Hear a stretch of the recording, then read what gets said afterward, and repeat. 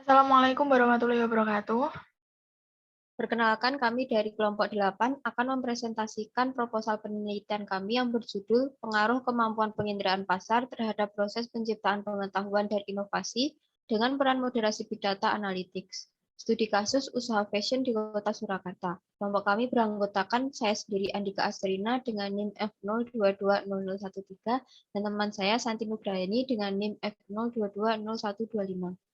Latar belakang. UMKM dapat dijadikan sebagai upaya untuk meningkatkan kesejahteraan masyarakat karena UMKM mendominasi lapangan pekerjaan di Indonesia. Namun, UMKM mengalami beberapa masalah yang dapat mempengaruhi kinerjanya. Salah satunya yaitu masalah mengenai pengetahuan terhadap teknologi dan juga inovasi. Untuk menghadapi masalah tersebut, UMKM perlu memanfaatkan penginderaan pasar. Dalam penelitian sebelumnya, inovasi dipengaruhi oleh orientasi kewirausahaan. Penelitian ini merupakan pengembangan dari penelitian sebelumnya dengan menggunakan Big Data Analytics sebagai moderasi. Oleh karena itu, penelitian ini bertujuan untuk menganalisis pengaruh kemampuan penginderaan pasar terhadap proses penciptaan pengetahuan dan inovasi dengan peran moderasi Big Data Analytics. Selanjutnya, rumusan masalah dalam penelitian ini diantaranya yaitu bagaimana pengaruh penginderaan pasar dengan penciptaan pengetahuan, bagaimana pengaruh penginderaan pasar terhadap inovasi, bagaimana pengaruh pengetahuan dengan inovasi, bagaimana peran mediasi penciptaan pengetahuan, bagaimana peran moderasi Big Data Analytics. Dan tujuan penelitian kami yaitu diantaranya untuk mengetahui pengaruh penginderaan pasar terhadap penciptaan pengetahuan, untuk mengetahui pengaruh penginderaan pasar terhadap inovasi, untuk mengetahui pengaruh pengetahuan terhadap inovasi, dan untuk mengetahui peran mediasi penciptaan pengetahuan, serta untuk mengetahui peran moderasi Big Data Analytics. Selanjutnya, manfaat penelitian ini yaitu ada dua. Yang pertama, manfaat teoritis, yaitu untuk menambah wawasan atau pengetahuan mengenai masalah yang dibahas dalam penelitian ini. Yang kedua, manfaat praktis, yaitu untuk memotivasi UMKM dalam mengembangkan usaha dan sebagai bahan evaluasi usaha mereka. Kemudian landasan teori yang pertama adalah Big Data Analytics. Secara historis, istilah Big Data tidak begitu jelas dan hanya mendeskripsikan berdasarkan pada 3 atribut utama data, yaitu volume, velocity, dan variety. Secara teoritis, Big Data merupakan sekumpulan data dalam jumlah yang sangat besar dan kompleks yang sangat sulit untuk dikoleksi, disimpan, maupun dianalisa jika hanya menggunakan manajemen basis data biasa atau aplikasi pemrosesan data tradisional.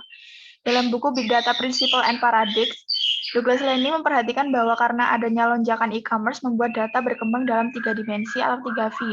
Karena ingin memaksimalkan nilai bisnis, Microsoft memperluas atributnya menjadi volume, velocity, variety, veracity, variabilitas, dan visibilitas, atau yang disingkat dengan 6V. Selanjutnya, kemampuan penginderaan pasar. Ada 2 pengertian yang kami ambil dengan kesimpulannya bahwa kemampuan penginderaan pasar adalah kemampuan perusahaan untuk merespon dengan cepat kebutuhan dan keinginan pelanggan. Penginderaan pasar di sini memiliki berbagai dimensi yang menjadi konsep lintas fungsi, yaitu mencari dan menggunakan informasi pasar, memprediksi permintaan pelanggan, mengantisipasi aksi pesaing, dan mengintegrasikan informasi pasar dan teknologi, serta membuat database untuk melayani pelanggan. Selanjutnya, penciptaan pengetahuan. Menurut Nonaka dan Hirotaka pada tahun 1995, proses penciptaan pengetahuan terjadi karena adanya interaksi antara pengetahuan tacit dengan pengetahuan eksplisit melalui model Secchi. Model Secchi di sini digunakan untuk mendorong aktivitas dan pengembangan sumber daya manusia seperti yang tergambar dalam gambar berikut. Selanjutnya, inovasi produk. Ada 2 pengertian inovasi produk menurut Business Dictionary dan Cambridge Dictionary. Dengan kesimpulannya adalah inovasi produk bukan hanya menciptakan produk baru, tetapi juga meningkatkan mutu baik dari segi bahan baku, bentuk fisik, maupun kemampuan barang yang sebelumnya sudah pernah dipasarkan. Menurut Kotler and Armstrong dalam bukunya yang berjudul Principle of Marketing, menyebutkan bahwa terdapat 3 atribut yang menempel pada inovasi produk, yaitu kualitas produk, fitur produk, dan gaya dan desain produk. Selanjutnya, Ada 5 hipotesis dalam penelitian kami. Yang pertama, kemampuan penginderaan pasar memiliki pengaruh positif pada penciptaan pengetahuan. Yang kedua, penciptaan pengetahuan memiliki pengaruh positif terhadap inovasi produk. Yang ketiga, kemampuan penginderaan pasar memiliki pengaruh positif terhadap penciptaan inovasi produk. Yang keempat, penciptaan pengetahuan menengahi hubungan positif antara kemampuan penginderaan pasar dengan inovasi produk. Yang kelima, Big Data Analytics memoderasi hubungan antara kemampuan penginderaan pasar dan penciptaan pengetahuan. Selanjutnya, kerangka pemikiran. Inovasi produk bisa dilakukan apabila pelaku usaha memiliki pengetahuan untuk mengubah ide yang mereka miliki menjadi suatu produk nyata. Pelaku usaha perlu memiliki kemampuan penginderaan pasar yang baik agar bisa menciptakan ide yang baik pula. Di era revolusi 4.0, pelaku UMKM bisa memanfaatkan teknologi untuk memajukan usahanya sebagai pendukung untuk menjangkau pasar yang lebih luas dan sebagai keunggulan kompetitif yang dimiliki seperti Big Data.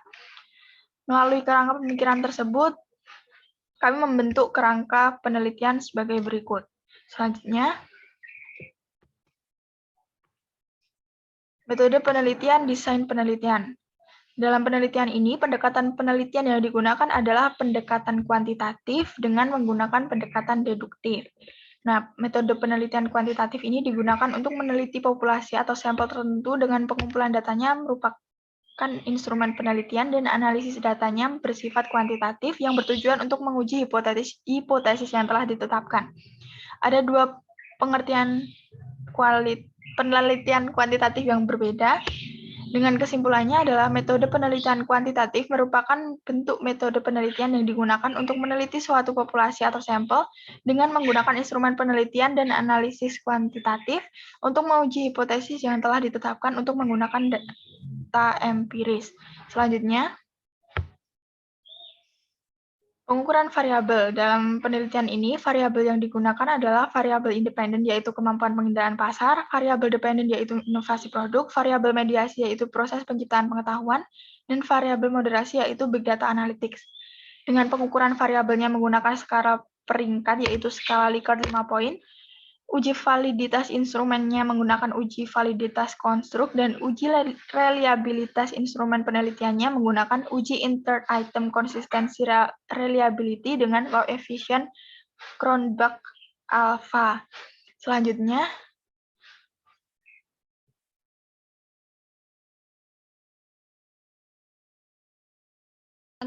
teknik non-probability sampling dengan teknik purposive sampling dan simple random sampling. Dengan mengandalkan teknik purposive sampling, peneliti hanya akan menggunakan UMKM yang bergerak di bidang fashion. Kemudian peneliti juga menggunakan simple random sampling untuk menentukan sampel secara acak yang tersebar di kota Surakarta. Selanjutnya yaitu teknik pengumpulan data. Terdapat 3 teknik yang akan kami gunakan dalam penelitian. Yang pertama yaitu observasi. Teknik ini digunakan untuk melihat keadaan UMKM yang akan diteliti apakah sesuai dengan kriteria sehingga dapat dijadikan objek penelitian. Yang kedua yaitu studi kepustakaan. Teknik ini digunakan untuk membandingkan informasi dan melengkapi data-data sehingga dapat dijadikan sebagai penguat pernyataan mengenai masalah yang akan diteliti. Dan yang ketiga yaitu kuesioner atau angket. Teknik ini digunakan sebagai sarana mendapatkan informasi dari responden terkait pertanyaan tentang masalah yang diteliti. Selanjutnya adalah teknik analisis data. Teknik analisis data yang kami gunakan adalah Structural Equation Modeling atau SEM yang merupakan teknik analisis multivariat. Dengan menggunakan ini, maka gambaran keseluruhan mengenai suatu model penelitian akan diperoleh. Selanjutnya, berikut daftar referensi yang kami gunakan. Selanjutnya, sekian presentasi dari kelompok kami. Banyak salahnya kami mohon maaf. Wassalamualaikum warahmatullahi wabarakatuh.